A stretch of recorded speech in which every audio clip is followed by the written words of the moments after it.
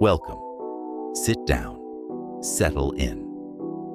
Now, let's address something quite fundamental, something so deeply ingrained in the common sense feeling of being alive that to question it seems almost mad.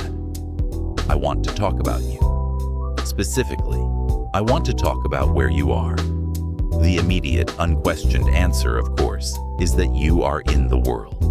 You feel like a little stranger, a temporary visitor, perhaps even a prisoner, locked within this vast, indifferent, swirling panorama of things called the universe, or nature, or the cosmos. You're this sensitive little skin-encapsulated ego, a separate entity that arrived mysteriously, is struggling manfully to cope with all the surrounding circumstances, and will, alas, eventually vanish back into the void, leaving the great spectacle to continue without you. It's a terribly lonely feeling, isn't it? This deep, philosophical isolation. The sense that you are here, behind your eyes, peering out through little peepholes at everything else. The feeling is that you have been somehow thrust, unwillingly, into a place that is fundamentally not you. And so, we spend our entire lives trying to bridge this illusory gap, trying to master this outside world, trying to control circumstances, to hold on to the good, to push away the bad, always with the desperate effort of the one against the many. But I must propose, gently, yet with the utmost seriousness, that this entire sensation is a profound cosmic joke. It is the greatest trick the human mind has ever played on itself. Let's look at it. Let's really feel the absurdity of this notion that you are merely a puppet dropped onto the stage. Where did you come from? Where did this marvelous, complicated, self-aware organism we call the body, your organism, come from? Did it arrive here like an alien artifact, separate from the soil, the sun, the air, the water? Of course not.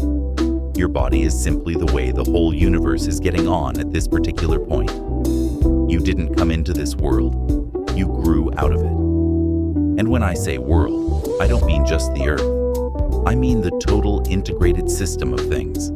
The light of distant stars, the gravitational pull of the moon, the deep heat of the Earth's core, the incredible intricate dance of subatomic particles that make up your very fingers. You are not an artifact stuck in a foreign environment. You are an essential movement of the environment itself. A wave is not in the ocean. The wave is the ocean, simply moving in a particular way.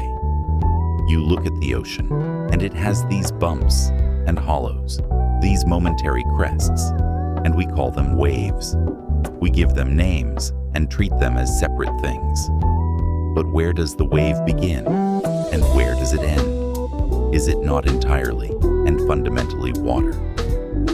Similarly, you are a complex ripple, a fleeting crest of this immense ceaseless energy called existence. When a person asks, "What is the meaning of life?"